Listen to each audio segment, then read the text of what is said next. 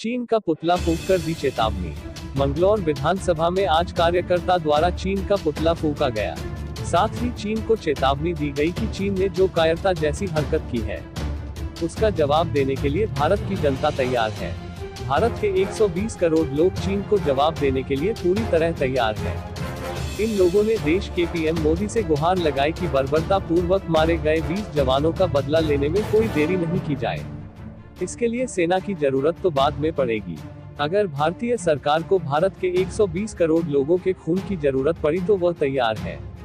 भारतीय सैनिकों के साथ बर्बरता पूर्वक कायरता जैसी हरकत कर मौत की घटना को अंजाम दिया गया है, उसे भारत की जनता बर्दाश्त नहीं करेगी। भारत के प्रधानमंत्री को चाहिए कि कायरता हरकत में जो हमारे 20 जवानों को मौत के घाट उतारा गया है, उनके खून की एक एक बूंद का बदला चीन से लिया जाए। इसमें अगर भारतीय लोगों के खून की जरूरत पड़ी तो वह अपने खून की बाजी लगा देंगे। मंगलौर से गोपाल सैनी की रिपोर्ट। सरकार के खिलाफ यहाँ पुतला दहन किया गया और चीनी सरकार और उसकी मिलिट्री जो उसका कायराना हरकत जो 15 तारीख की रात को भारत के आर्मी के जवानों के साथ जो बर्बरता पूर्वक कृत्य किया गया, उसमें हमारे 20 जवान शहीद हुए। अब मैं मोदी सरकार और भारतीय जनता पार्टी और इस भारत के समस्त नागरिकों से ये आह्वान करना चाहता हूँ कि वे इस सरकार का पूर्ण सहयोग करें और चीन से बदला लेने के लिए। और मैं चीन को भी कहता हूँ कि अगर चीन में हिम्मत है और उसने अपनी मिलिट्री को दूध पिलाया है तो वो एक गोली वहाँ पर चला कर देखे।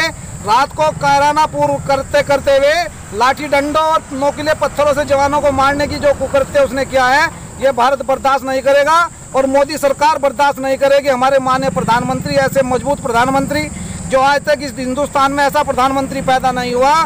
चीन ये समझ ले कि ये 62 का युद्ध नहीं है, जिसको वो समझता होगा कि ऐसे कुकृत्य कर नेहरू जैसे लोग जो बाद में जो हिंदी चीनी भाई भाई के नारे लगा करके उनको घर में सुला देंगे। ये मोदी की सरकार है, भारतीय जनता पार्टी की सरकार है और 130 करोड़ भारतीयों का समर्थन रहेगा, इसलिए चीन की ईंट से ईंट हिला देंगे।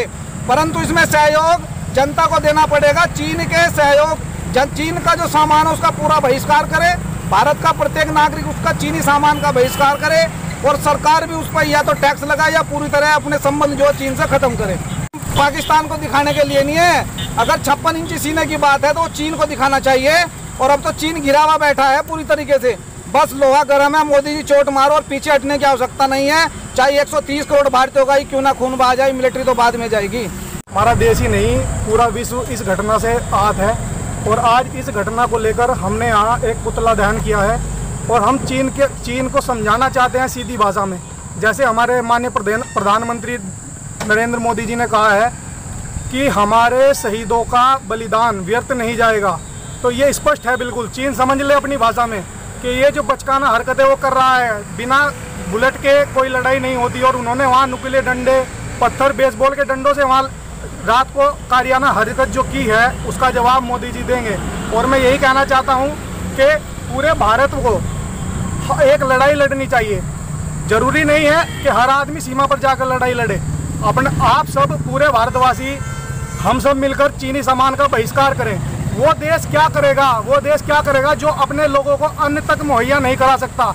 उसकी रीढ़ की हड्डी ही हमारे जैसे देश हैं जो उसका सामान खरीदते हैं। तो मैं यही कहना चाहूँगा कि सभी को मिलकर चीन का बहिष्कार करना चाहिए और चीन गलतफहमी दिमाग से निकाल दे। अब ये 1962 वाला भारत नहीं रहा है, अब ये 2020 वाला मोदी जी का भारत है। जवाब देंगे, ईंट का जवाब पत्थर से देंगे।